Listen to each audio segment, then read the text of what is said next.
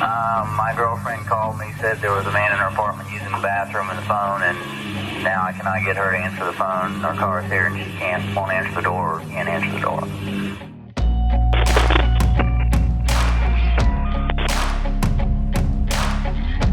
Oi pessoas, aqui é a Carol. Sejam bem-vindos a mais um episódio de Terror Real. Nesses vídeos eu pego um caso real sobre algum crime que aconteceu e pesquiso todos os detalhes pra vir contar pra vocês. E todas as coisas que eu vou contar aqui são informações públicas que estão por tudo pra quem quiser pesquisar. Antes de começar, eu preciso dizer que esse vídeo não é recomendado a quem é sensível a esses assuntos, porque vai ter descrição de morte, assassinato, coisas bem ruins. Então, se esses assuntos te incomodam, eu recomendo que você feche esse vídeo agora. O caso de hoje é sobre uma mulher que foi brutalmente assassinada. E quando não conseguiram solucionar o caso, os investigadores desistiram. Mas a amiga dela não desistiu. E mais de 20 anos depois, acabou solucionando o caso de assassinato da amiga. Angela Marie Samota nasceu no dia 19 de setembro de 1964 em Alameda, na Califórnia. Não tem muita informação sobre a infância e a adolescência dela, parece que foi tudo normal e tranquilo. Depois, ela e a família se mudaram para o Texas, onde mais tarde ela foi estudar na universidade. Lá, Angela estudava ciência da computação e engenharia elétrica. Todos que conheciam ela diziam que ela era uma ameaça tripla, porque ela era muito bonita, muito inteligente e muito querida. Ela se dava bem com todos e era focada nos estudos. Então, quem conhecia ela gostava dela. Em 1982, assim que ela entrou na universidade, ela foi colocada como colega de quarto de Sheila Wysocki. No início, todo mundo achava que as duas não iam se dar bem, porque elas tinham personalidades bem opostas. Angela era extrovertida e interagia com todos, enquanto Sheila era mais quietinha no canto dela, mais introvertida. Quando as duas foram colocadas como colegas de quarto, Sheila e Angela não interagiam muito, porque Angela tinha um namorado que a Sheila não gostava. Sheila diz que ele parecia ser muito ciumento e muito controlador. Por isso ela nem conseguia se aproximar de verdade de Angela para conhecer bem ela. Mas pouco tempo depois, o casal se separou e aí Sheila e Angela foram se aproximando e se tornaram amigas de verdade. E até o fim do ano, as duas já eram melhores amigas e inseparáveis. Sheila descreve Angela como sendo uma pessoa que animava qualquer ambiente, que entrava em um lugar e tudo parecia mais vivo e feliz. Disse que ela tinha muita facilidade para fazer amigos e ela tratava todos bem. Por isso era muito fácil gostar dela. E assim foi pelos anos seguintes, tudo massa, tudo tranquilo, vários amigos. Na noite de 12 de outubro de 1984, ela resolveu sair com alguns amigos. Angela tinha um namorado na época, chamado Ben, mas ele não podia sair junto com ela porque ele tinha que trabalhar cedo no outro dia. Dessas pessoas que saíram com ela foi uma amiga chamada Anita e um amigo chamado Russell Buchanan. Por volta da 1 da manhã, eles decidiram ir para casa. Angela levou os dois amigos para casa deles e depois deu uma passadinha no apartamento de Ben só para dar boa noite para ele. Menos de uma hora depois disso, Ben recebe uma ligação de Angela e diz que ela parecia estranha. Ela parecia meio nervosa na ligação e tudo que ela disse foi "conversa um pouco comigo". Mas ela não deu muitos detalhes sobre o que estava acontecendo. Depois, na ligação, ela disse que tinha um homem no apartamento dela. Nisso, Ben ouve uma voz ao fundo e Angela diz que o banheiro fica no final do corredor. Ela conta então para Ben bem rapidinho que um homem que ela não conhecia queria usar o banheiro e fazer uma ligação. Logo em seguida, ela diz "eu tenho que ir", e desliga o telefone do nada. Ben acha isso muito esquisito e começa a ligar para ela de volta. Ele liga várias vezes, mas ninguém atende, ele não consegue falar com Angela. Com uma sensação muito ruim, ele decide sair de casa e ir até o apartamento dela para ver se ela tá bem. No caminho, ele continua ligando para ela. Isso tudo é em 1984, então a comunicação não é tão fácil, não tinha celular. Mas quem tinha mais grana, tinha aqueles telefones que pareciam um celular no carro. Como Ben trabalhava numa construtora, era um negócio que tinha um pouco mais de grana, ele tinha esse telefone no carro dele, então ele conseguiu continuar ligando para ela enquanto ia em direção a ela. Mas não adiantou, ninguém atendia. Ele chegou no apartamento dela, bateu na porta várias vezes, ninguém respondia, ele não conseguia entrar. Então ele voltou pro carro, ligava de volta para ela, ele ouvia o telefone tocando, então ele sabia que estava funcionando. Mesmo assim, ninguém atendia, ele não conseguia falar com ela. Tudo estava trancado, tudo estava fechado e ele simplesmente não conseguia se comunicar com ela. A agonia foi aumentando. Ben resolveu então procurar ela ali em volta, porque ele achou que talvez ela tivesse saído. Então ele pega o carro e vai dando umas voltas no quarteirão, e ele vai até um mercadinho que tinha lá perto para ver se ela estava por lá. Mas ele não acha ela em lugar nenhum. Quando ele não consegue então encontrar ela, ele liga para a polícia e volta para o apartamento dela. What's the problem, sir? My girlfriend called me, said there was a man in her apartment using the bathroom and the phone, and now I cannot get her to answer the phone. Our car's here and she won't answer the door, can't answer the door. Por volta de 2 da manhã, a polícia chega lá e vê que o carro dela ainda está estacionado lá na frente. Eles batem também na porta várias vezes, mas não tem resposta. Então eles conseguem a chave do apartamento com a pessoa que locava o apartamento para ela e entram. Assim que a polícia entra, vê um sapato dela no chão, no meio do apartamento, mas é só isso.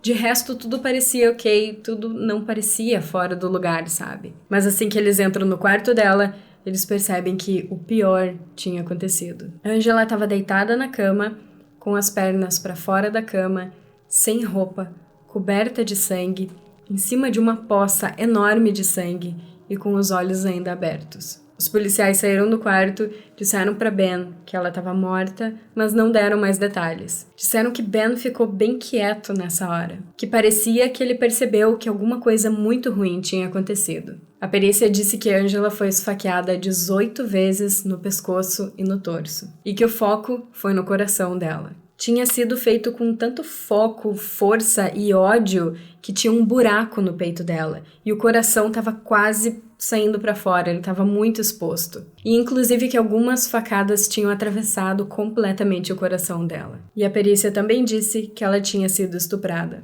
A polícia já começou a investigar e tentaram refazer os passos dela. Foram no lugar que ela tinha ido naquela noite e perguntaram sobre ela. As pessoas que trabalhavam lá disseram que tudo parecia normal. Angela estava se divertindo, conversando com os amigos, conversando com várias pessoas, sendo amigável como sempre. Também disseram que ela e os amigos realmente foram embora por volta de 1 da manhã. A polícia começou a achar isso muito estranho e começaram a achar que devia ter sido alguém próximo, porque não tinha nenhum sinal de arrombamento nem nada assim. O que significa que ela deixou a pessoa entrar na casa dela, que é uma coisa que normalmente a gente faz quando a gente conhece quem tá entrando, né? Por causa disso, a polícia começou a investigar os mais próximos dela e os mais próximos daquela noite. Então, os investigados foram o ex-namorado dela, o amigo, Russell, e o namorado atual, Ben. A polícia suspeitou do ex-namorado porque já tinha rolado uma ocorrência com ele. Ele já tinha ameaçado Angela com uma faca. E todos que conheciam o relacionamento deles e conheciam ele também suspeitaram dele. Mas ele tinha um álibi e ele tinha provas de que ele estava trabalhando na noite em que tudo aconteceu, no momento em que tudo aconteceu. Então sobrou o atual namorado e o amigo que saiu com ela naquela noite. Ben era suspeito para a polícia porque eles acharam muito estranha a reação dele. Acharam que ele parecia muito frio, ele não gritou, ele não chorou, ele só se manteve calmo e quieto. E também disseram que a ligação que ele fez para a emergência não parecia muito desesperada. Então, ele deu o depoimento dele, sangue e saliva, que eram necessários para testes e coisas assim. As pessoas que conheciam Ben disseram que essa reação dele, na verdade, era normal, porque ele era extremamente tímido. Ele era calmo e no canto dele, sabe? Introvertido, essa é a palavra. Ele era extremamente introvertido. Ele simplesmente era daquelas pessoas que fica quietinho na dele e lida com as coisas sozinho. Mas a polícia viu ele como estranho de qualquer forma e resolveu fazer alguns testes. Nessa época, não existiam tantos testes quanto tem agora. Não tinha a tecnologia que se tem agora. Então, mesmo tendo esperma que foi coletado lá, mesmo tendo unhas que foram coletadas, não tinha como saber de quem veio. O único teste disponível era chamado de secretor ou não secretor. É um negócio bem estranho, mas vamos lá, resuminho.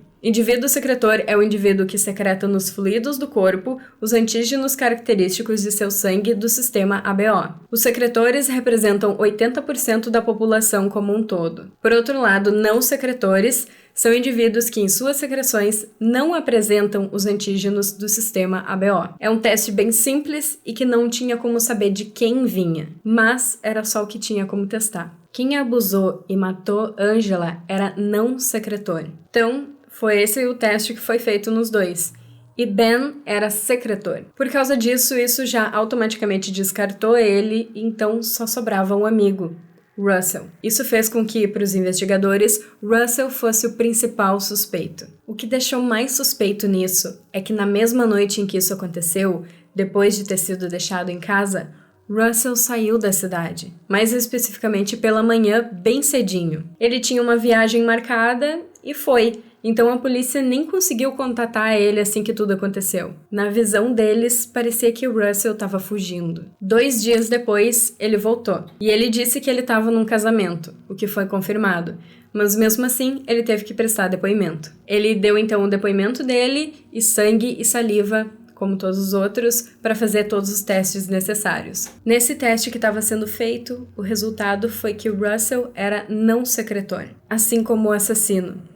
Então ele não poderia ser eliminado como suspeito. Quando isso aconteceu, Sheila não morava mais com Angela, mas elas continuavam sendo amigas muito próximas. E naquela noite, Sheila tinha ido visitar os pais. Então ela só ficou sabendo de tudo depois, através de uma outra amiga. Essa outra amiga ligou para Sheila e disse que tinha acontecido uma coisa muito ruim com Angela. Mas ela mal conseguia contar o que aconteceu porque ela só conseguia chorar.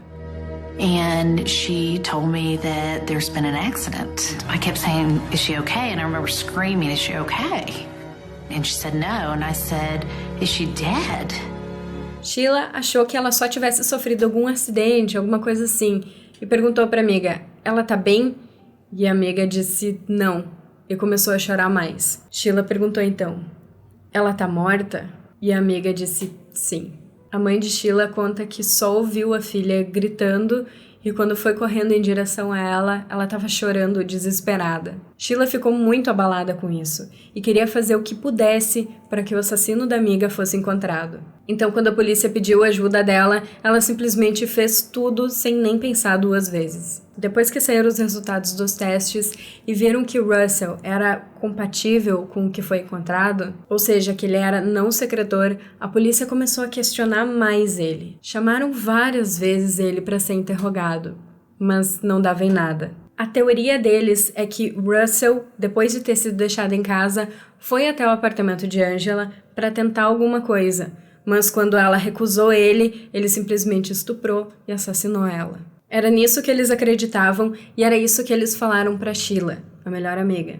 Eles estavam dizendo que foi isso que aconteceu. Então, os investigadores pediram ajuda para Sheila, porque sabiam que ela queria muito ajudar de alguma forma. E essa ajuda que eles pediram foi que ela marcasse um encontro com o Russell. Sair numa noite para jantar e conversar com ele sobre o caso. Para ver se ela conseguia alguma informação a mais, alguma coisa, mas sem dizer que ela estava investigando o caso junto com a polícia, sabe? Pra ver se sem querer ele contava alguma coisa a mais ou alguma informação que não batia. Como os investigadores tinham falado pra ela que ele era o culpado, ela também começou a suspeitar muito dele, então ela topou fazer isso. Ela disse que sentiu um pouco de medo, mas estava muito determinada a ajudar como podia. Saiu com ele e eles conversaram bastante, mas ela não conseguiu nenhuma informação a mais, nenhuma informação relevante. Em outras vezes, ela saía com Ben para saber se ela conseguia algumas informações dele. Depois ia lá e contava para o investigador tudo o que eles conversaram. Em outras vezes, ela de novo conversou com o Russell, perguntava mais coisas e tal,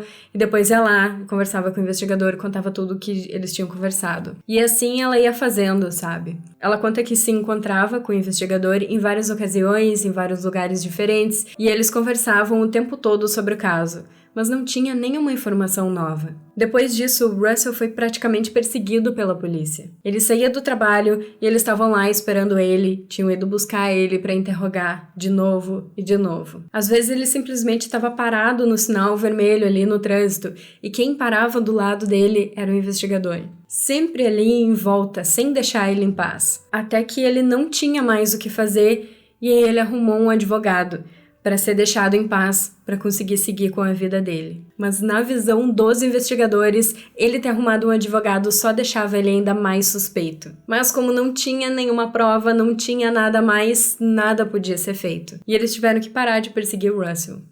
A vida das pessoas foi voltando ao normal, inclusive de Russell. Meses depois, ele acabou se mudando para fora do país para se formar no que queria e trabalhar no que queria. Para Sheila e para o investigador, ele ter saído do país só provava que ele era culpado. Mas sem provas, não tinha como fazer nada. Não tinha como impedir ele. E assim foi por semanas e meses, sem novos suspeitos, sem novas evidências, sem provas, sem ter o que fazer, o caso esfriou. E as investigações foram suspensas. Já para Sheila, a vida não parecia normal e tranquila. Ela não se sentia bem e segura mais. Então ela acabou abandonando os estudos. Ela simplesmente não conseguia seguir em frente do mesmo jeito que os outros conseguiram. Mais tarde, ela conheceu um homem e em 1988 ela se casou com ele e se mudou para Tennessee. Lá ela teve 2 filhos e meio que seguiu a vida. Mas lá no fundo, ela nunca esqueceu o que aconteceu.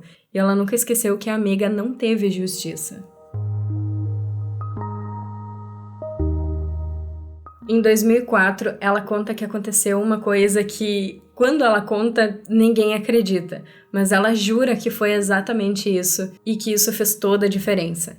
Ela diz que ela estava estudando umas coisas para a igreja, que ela participava, e em algum momento ela percebeu que a casa dela ficou em silêncio. Um silêncio completo, que nunca acontecia, porque a casa dela era extremamente barulhenta. E aí então ela olhou para frente e ela viu a amiga dela. Ela viu Angela parada na frente dela, com um sorriso enorme e lindo, exatamente do jeito que ela lembrava, exatamente como no dia que elas se conheceram. Sheila diz que viu ela por uns 3 segundos e então ela sumiu. Nisso, ela largou tudo o que estava fazendo e teve a sensação de que isso era um sinal, para ela voltar a investigar, para ela solucionar o caso da amiga. Ela conta que teve a sensação de que Angela estava avisando ela de que estava na hora de continuar procurando. Então Sheila começou a ligar para a polícia para pedir para que voltassem a investigar. E a primeira coisa que ela fez foi tentar ligar para quem estava investigando o caso originalmente em 84. Sheila não conseguiu falar com ele,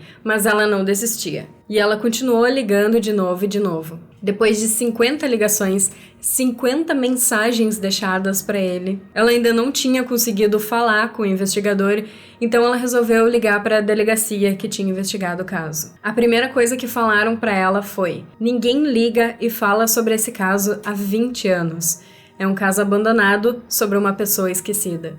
E isso partiu o coração de Sheila. Como assim simplesmente esqueceram de uma pessoa que era tão viva e tão querida? Então ela começou ligando lá, pedindo para que voltassem a investigar. Porque ela sabia que tinham evidências guardadas em algum lugar. Só faltava alguém ir lá e voltar a procurar. Para Sheila, era óbvio que Russell era o culpado. Inclusive a polícia tinha dito isso para ela na época. Mas que só não tinham prendido ele porque não tinham provas. Mas agora, em 2004, eles poderiam provar isso. Porque agora sim tinham testes de DNA. Dava para pegar as evidências e ver exatamente de quem que veio aquilo. Então o tempo foi passando, mas nada ia adiante. De qualquer forma, Sheila não desistia e ela continuava ligando sem parar. Era só isso que ela podia fazer, ligar. Então ela usou isso persistentemente. Ela ficou ligando sem parar de novo, de novo, de novo. Mas Sheila era só uma cidadã comum. Aos olhos da polícia, ela não era relevante. Então quando ela ligava, só diziam: "Aham, a gente vai ver." E não faziam nada. Acabavam ignorando os pedidos dela. Felizmente, ela é extremamente persistente. Inclusive, ela se descreve como: "Eu sou um cachorro com um osso. Eu não ia deixar pra lá." Depois de um certo tempo, ela já tinha feito centenas de ligações.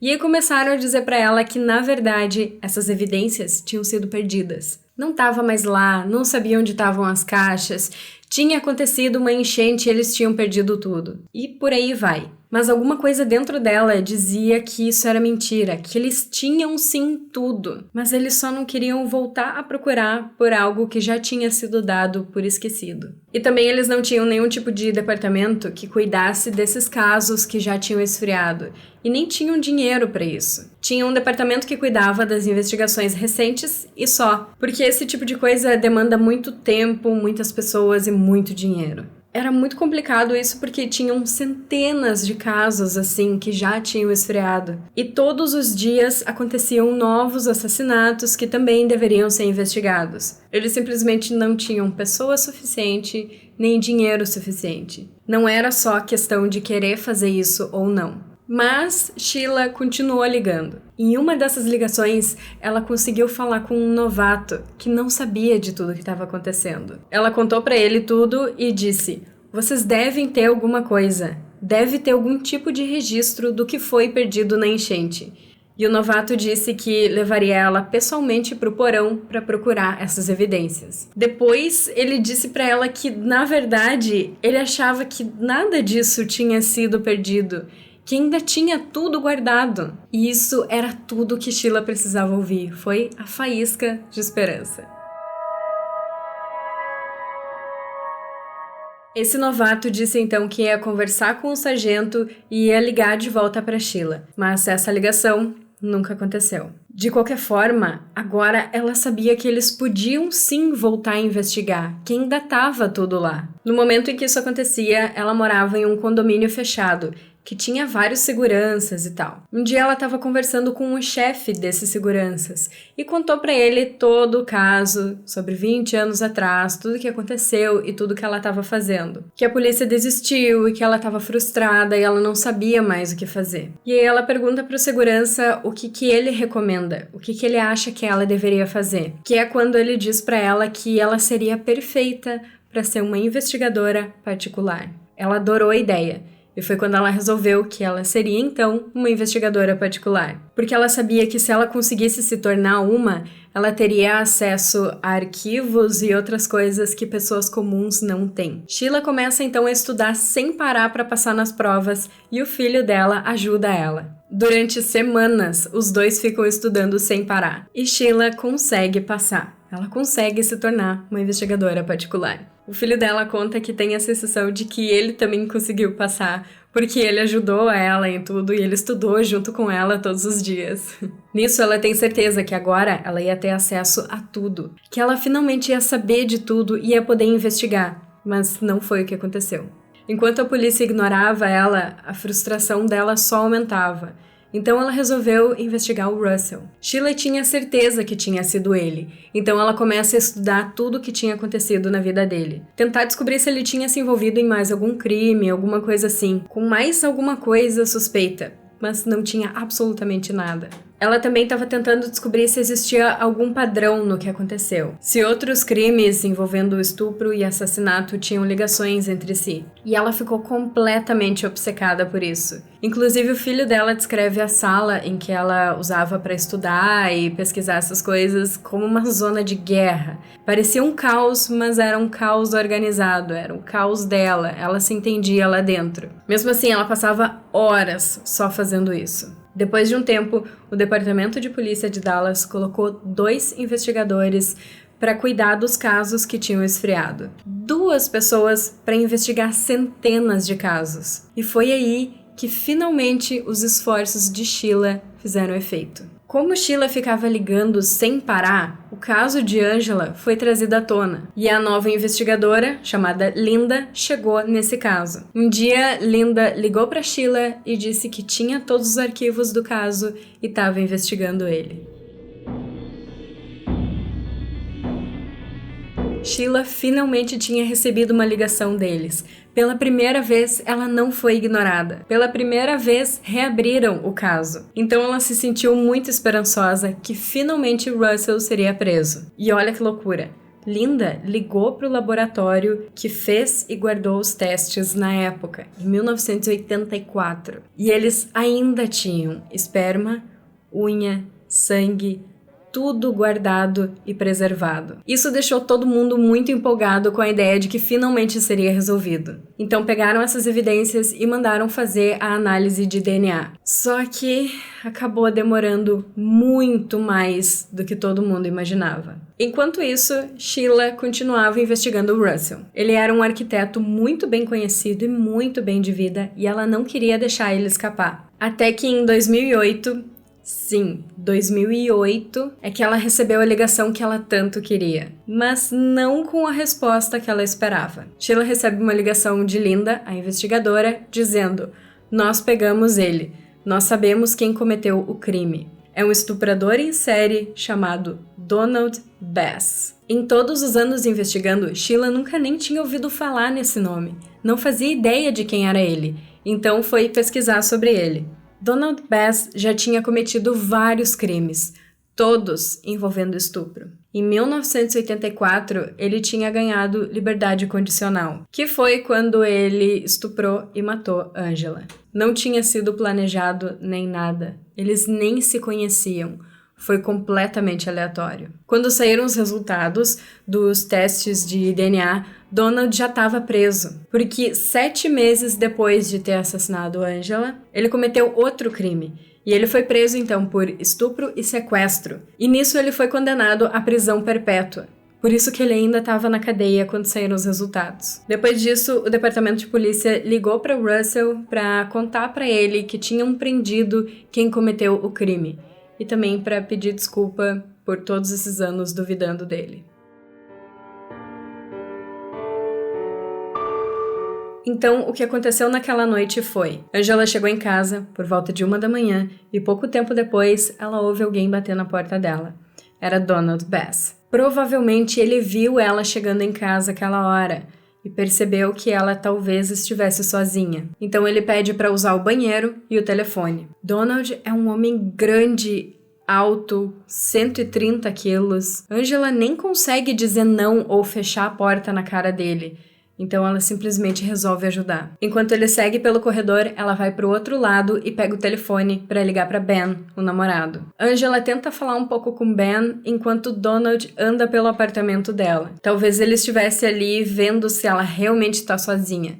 Quando ele percebe que ela tá, ele vai até a cozinha e pega uma faca. Donald ameaça ela e leva ela pro quarto, onde ele estupra ela e depois esfaqueia ela 18 vezes no pescoço e torso. Depois ele vai até o banheiro e lava as mãos e a faca e leva a faca com ele. Linda, a detetive, conta que quando ela foi interrogar ele, Donald não quis falar com ela. Ele se recusou a falar com ela porque ela era uma mulher. Ele se recusava a falar com qualquer mulher e obedecer qualquer mulher. Inclusive, ele disse várias vezes: "Todas as mulheres são vagabundas." No tribunal, todos dizem que, assim que ele entrou, todos sentiram uma coisa muito ruim. Como se tivesse tudo que existe de ruim em forma de uma pessoa entrando na sala. Quando Donald foi dar o depoimento dele, ele disse que ele não se arrepende de nada que ele fez na vida, mas ele se arrepende do que ele fez com Angela. Provavelmente ele só estava falando aquilo para que ele não pegasse pena de morte, alguma coisa assim, sabe? Mas depois dele ter dito tudo aquilo sobre mulheres e tal, ninguém acreditava nele.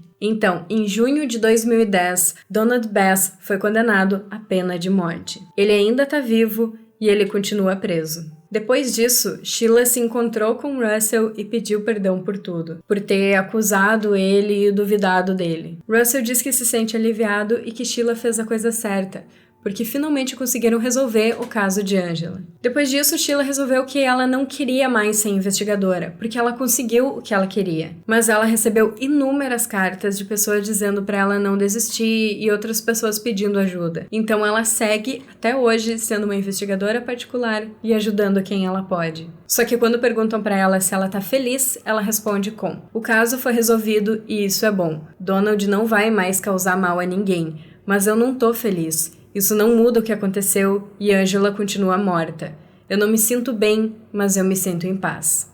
Por isso que é muito importante ter provas assim definitivas. Infelizmente, para esse caso, só o tempo e o avanço da tecnologia é que poderiam resolver. E óbvio, a insistência da Sheila. Porque se não fosse por isso, eles teriam prendido o Russell há muito tempo e ficaria por isso. Ele não tinha culpa de nada e ia estar pagando por um crime que não cometeu. De um outro cara que não devia ter saído da prisão nem pra começar a conversa, sabe? E talvez se tivesse prendido o Russell, vai saber se o Donald não ia conseguir de novo uma condicional e fazer isso com outra pessoa. Então, infelizmente foi demorado, foi triste, mas no final deu tudo certo, graças a Sheila. Cuidando só um pouquinho que você vai escrever, me conta ali nos comentários o que você achou desse caso. E se você tiver alguma sugestão de alguma história assim, pode me deixar ali nos comentários. Para mais vídeos assim, é só clicar no gostei e se inscrever no canal. E se você clicar naquele sininho que aparece ali do lado, isso ativa as notificações e o YouTube te avisa quando tem vídeo novo por aqui.